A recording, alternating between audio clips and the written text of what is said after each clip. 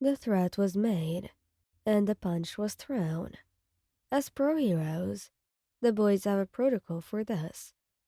Bakugo wants to use his connections to make sure Marco is monitored legally.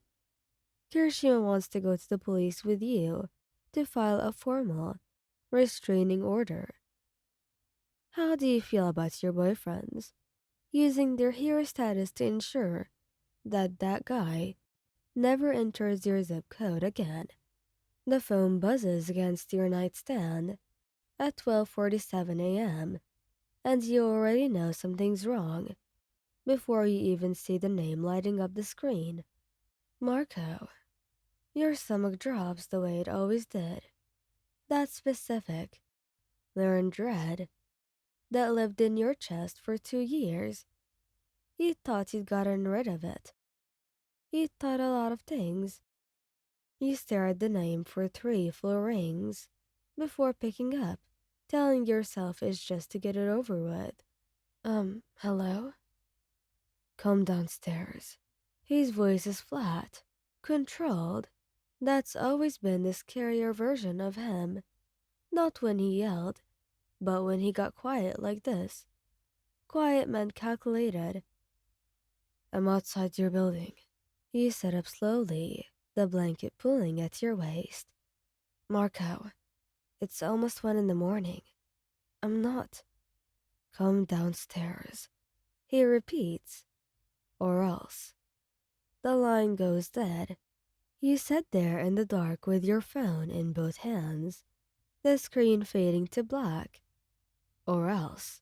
2 words, no explanation, no context, nothing to tell you what or else even means. And somehow that's what makes it worse. If he threatened something specific, you could rationalize it. But this is just a door left open to every worst possibility your brain wants to walk through. You get up slowly and move to the window. He's there. You can see the glow of his phone from 4 stories up, the familiar set of his shoulders, the way he's standing with that stillness that always preceded something bad. Your hands are shaking a little when you pull up your contacts. You don't even think about it. You call Kirishima first because Kirishima always picks up, and because some part of you knows if you call Bakugo directly, he might not be able to explain it through a panic attack. It rings twice. Hey, what's wrong? Kirishima's voice is sleep rough, but immediately alert. He knows your 1 a.m. voice. Talk to me. Marco's outside my building. You hate how small your voice sounds. He called and told me to come down or else. And I don't know what or else means, EG. And I don't want to go down there. But I also don't know what happens if I don't. Don't go down. His voice shifted into something firm and warm at the same time, the way he always manages to be both. Don't you dare go down there. Are your doors locked? I'm on the 4th floor. Are they locked? Yes. Okay. You can hear rustling, the sound of him moving. Okay, stay on the phone with me. I'm going to wake up Bakugo. There's a brief muffle of movement, a thumb, and then you hear Kirishima's low voice, saying something you can't quite make out. And then you hear Bakugo's, thick with sleep, and immediately sharp. What? And then sharper. What did you just say to me? The code transfers somehow. Kirishima must have put it on speaker, because suddenly, both of them are there, and you hear Bakugo very quietly ask you. He's outside right now. It's not a question. Yes, you manage. There's a pause that lasts approximately 2 seconds. Stay inside. Lock your door. Don't answer your phone if he calls again. Do you hear me? Katsuki, don't do anything. Lock your door. You hear them leave through the phone before the call drops. You pace your apartment in the dark, arms crossed over your chest, trying to breathe evenly. You keep checking the window. Marco's still there, still standing with that eerie stillness, typing something on his phone. Your phone buzzes. It's him. You don't answer. It buzzes again. You turn the screen face down, and then you see the lobby lights spill out through the front entrance. Bakugo walks out first. He's in a gray shirt and sweats, hair a disaster from sleep, and he looks not angry. Exactly. He looks like something colder than anger. He looks like a decision that's already been made. Kirishima is 2 steps behind, still pulling a hoodie over his head, and you see him immediately scan the street the way he does, measuring. You press your hand flat against the glass.